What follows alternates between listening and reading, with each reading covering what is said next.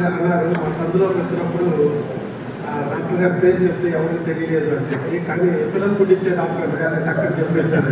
అది కూడా ఎందుకు తెలిసిందంటే మన లైనిజం వల్లే తెలిసింది. ఈ మధ్యకాలంలో తరచుగా నేను లైన్స్ కార్యక్రమాలు అక్కడ పెట్టడం జరిగింది. దానికోసం ప్రత్యేకంగా 3 ఫ్లోర్ల బిల్డింగ్ కట్టించాను. ఎలాగైతే ఇక్కడ మన లైన్స్ కోసం బిల్డింగ్ కట్టుకున్నాము, అలాగే నేను లైన్స్ సభల కోసం అక్కడ కట్టించి రెగ్యులర్గా మీటింగ్స్ అవి పెట్టడం వల్ల అందరికీ తెలిసింది ఏంటో జనాలు వస్తున్నారు, పోతున్నారు, ఎవరు బాబు ఈ సభలు పెట్టేది అనుకుని ఆ రకంగా మన పిల్లలు పుట్టించే డాక్టరా అని తెలిసింది.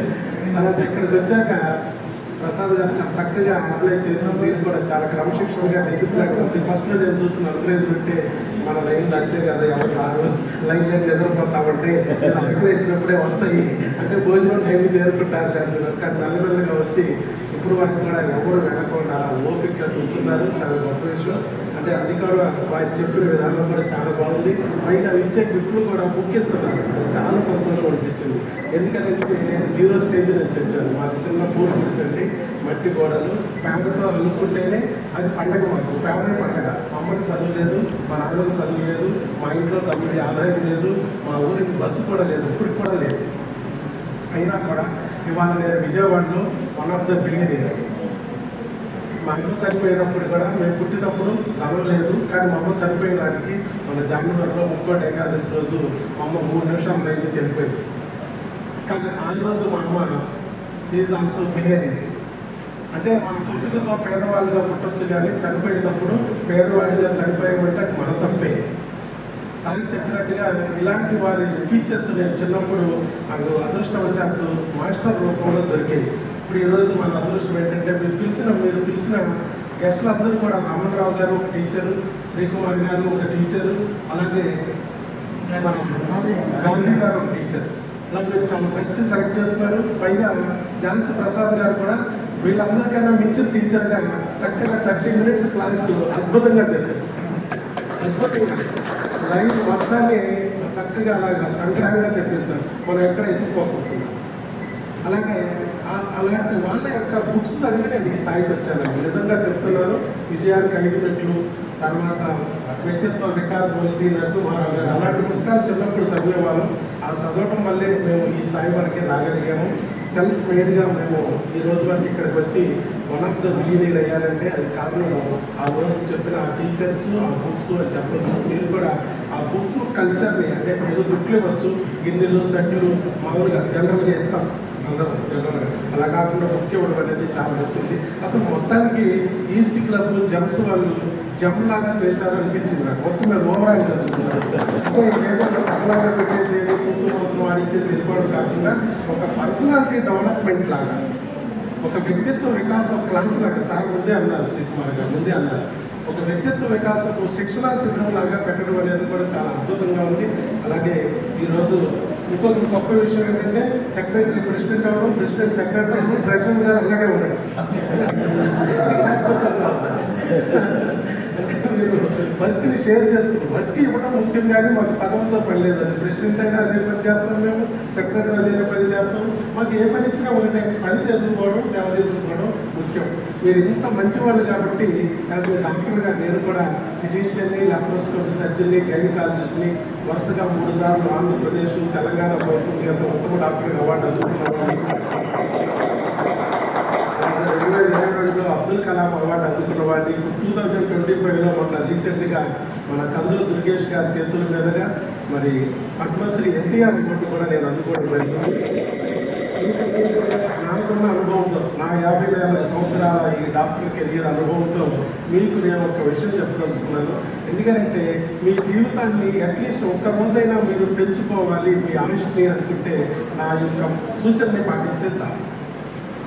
మీ అందరికీ ఉంది కదా, ఆయుష్ని పెంచుకోవాలి. ఒక రోజు ఇంకా 10 పాటిస్తే 10 రోజులు, ఇంకా 10 పాటిస్తే సంవత్సరం.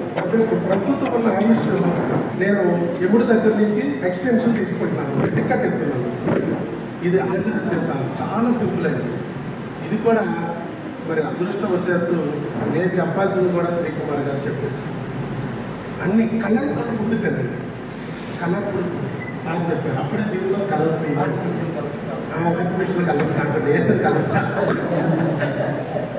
ఎరుపు రంగులో ఉన్నాయి క్యారెట్లు, బీట్రూట్లు, అలాగే ఆకుపచ్చ రంగులో ఉన్న తోటకూర, పాలకూర, పచ్చల కూర, గోంగూర ఇలా కలర్ఫుల్గా ఉండే ఫుడ్ని తీసుకోండి. తెలుపు రంగులో ఉన్న వెల్లుల్లిపాయి ఇలాంటివన్నీ తీసుకోండి. మంచినీరు రోజుకి 3 లీటర్లు తాగండి. శారీరక శ్రమ కనీసం ఏది చేయలేకపోతే మినిమం 2000 అడుగులు మీ ఇంట్లో అంతా నడవండి. అట్లీస్ట్ ఫోన్ మాట్లాడినప్పుడు కాలు చాపుతూనే టీవీ చూస్తా ఫోన్ మాట్లాడుకోకుండా ఇంట్లో అటు ఇటు ప్రచారం చేస్తూ ఉన్నాం నడవండి. 2000 అడుగులు నడవకపోతే మోషన్ సరిగ్గా ఉందండి. మన శరీరంలో యాక్టివ్నెస్ కూడా ఏముండదు. ఫిరాటోన్స్ అనేది రిలీజ్ అవ్వాలి. గుడ్ ఫీలింగ్ మీకు రావాలంటే అట్లీస్ట్ 2000 స్టెప్స్ రావాలి. ఈ 3 చేస్తే మీ ఆయుష్ ఖచ్చితంగా పెరుగుతుంది. ఎందుకు మీకు ఆయుష్ పెరిగే టిప్ నేను చెప్తున్నానంటే మీరందరూ సేవామూర్తులు. సమాజం నుంచి నేను తయారయ్యాను, ఈ సమాజానికి ఏదో ఒకటి ఇవ్వాలి అనే ఒక మంచి ఉద్దేశం ఉన్న వ్యక్తులు కాబట్టి, లైన్స్ కాబట్టి మీలాంటి వారు ఒక్కరోజు ఎక్స్ట్రా బతికినా మరి ఎవరో ఒకరికి సేవ చేస్తారు. మీ వల్ల మీరు బతుకుండాలి, మీ ఆయుష్ బాగుండాలి అనే ఆశతో నేను చెప్తున్నాను. ఖచ్చితంగా మీరైతే అశ్రద్ధ చేయొద్దండి. మిగతా ఏ విషయమైనా మీరు అశ్రద్ధ చేయండి తప్ప ఈ వాకింగ్ కానీ, శారీరక శ్రమ వ్యాయామం చేయడం కానీ అది పెద్ద పెద్దగా అక్కర్లేదు, సింపుల్ కానీ వాకింగ్ శ్రమ మీద శ్రద్ధ పెట్టినట్లయితే మీ ఆరోగ్యం తప్పనిసరిగా బాగుంటుంది, ఆయుష్ బాగుంటుంది. మీరు బాగున్నారంటే మీ ఫ్యామిలీ బాగుంటుంది, మీరు ఫ్యామిలీ బాగున్నారంటే మీరంతా బాగున్నారంటే ఈ సమాజానికి మీరు ఏదో ఒకటి మంచి చేస్తారు కాబట్టి మీ వల్ల ఈ ప్రపంచానికి ఉపయోగపడుతుంది. అదే మన లైన్స్ యొక్క ముఖ్య ఉద్దేశం. కాబట్టి థ్యాంక్ యూ వెరీ మచ్. ఈరోజు అద్భుతంగా అనిల్ కుమార్ గారు కానీ, వరలక్ష్మి గారు కానీ వారు ప్రెసిడెంట్గా వారు బాధ్యతలు స్వీకరించడం, అలాగే శ్రీనివాస్ గారు సెక్రటరీగా, అలాగే సుబ్బరాజు గారు ట్రెజరర్గా వారు కొత్త బాధ్యత స్వీకరించారు. మీరు ఎవరైతే మీ పెద్దలు ఉన్నారో ఈ సభ ఇవన్నీ జెమ్స్ని ముందుకు నడిపించేస్తున్నారు, అది ఇంకా మరింత ముందుకు వెళ్ళేటట్టుగా చేస్తారని మనస్ఫూర్తిగా ఆశిస్తున్నాను. మీకు ఏ సహకారం కావాలని నేను చేయడానికి సిద్ధంగా ఉన్నాను. ఇప్పటికే కాలక్షేపం అయింది కాబట్టి సరిపెడతారు. ఎందుకంటే మనం 2 క్లబ్స్ ఆల్రెడీ ఇచ్చారు నా రీజియన్లో. సార్ దాకా అక్కయ్య నాయుడు గారు అన్నారు నేను బెస్ట్ ఆర్సీ వచ్చానండి ఈ జెమ్స్ ఉన్నప్పుడు మీరు కూడా రావాలని. ఆల్రెడీ నేను 2 క్లబ్బుల్ని కొత్త క్లబ్బుల్ని ఇవ్వడం జరిగింది. అలాగే ఆర్సీ దాంట్లో తర్వాత మనము నిత్యాన్నదాన పథకానికి 15 లక్షలు నేను ఈ సంవత్సరం ఖర్చు పెట్టడం జరుగుతుంది.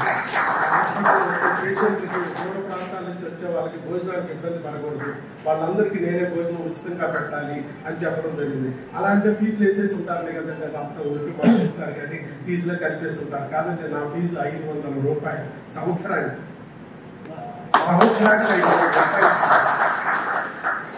నాకు సంవత్సరానికి 500 రూపాయలు ఫీజు. సో అలా నేను చేస్తున్నాను. లైనిజంలోకి వచ్చాక ఏది చేస్తున్నాను మీరు అందరూ అనుకోవచ్చు, డాక్టర్ గారు పేదోడు అన్నాడు, 50 సంవత్సరాల వయసు కూడా చెప్పాడు అంటే 100 కోట్లు సంపాదించాడు అంటున్నాడు. కాబట్టి ఎక్కడో డాక్టర్ గారు బాగా బాధేసి ఉంటారు పేషెంట్ని ఎక్కడ కావాలి. కాదండి, నా ఆదాయం share market and real estate. నా వెంచర్లు ఉన్నాయండి, రియల్ ఎస్టేట్ వెంచర్లు, షేర్ మార్కెట్లు ఉన్నాయి.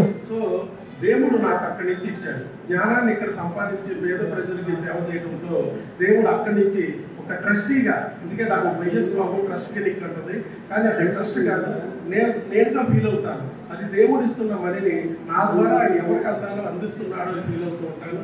సో అది నేను చెప్తున్నా, అంటే దేవుడు ఇస్తాడు, మనం సేవ చేసుకుంటూ పోతే, మన పని మనం చేసుకుంటూ పోతే దేవుడు ఇస్తాడు. ఇందులో ఎలాంటి సందేహం లేదు. దాంట్లో ఉన్నంతలో కొంత నేను ఇవ్వడానికి ప్రయత్నం చేస్తున్నాను. కాబట్టి మీరు కూడా మీ సేవలు ఏవైతే ఉన్నాయో వాటిలో నా సహకారం ఏమన్నా అవసరం అయితే తప్పనిసరిగా నేను చేయడానికి ముందుంటానని ఈ సభాపూర్వకంగా మీకు హామీ ఇస్తూ నన్ను పిలిచినందుకు, మరి ఎంత అద్భుతమైన మంచి మాటలు వినే అవకాశం కలిగించినందుకు ధన్యవాదాలు తెలియజేసుకుంటాను. Thank you.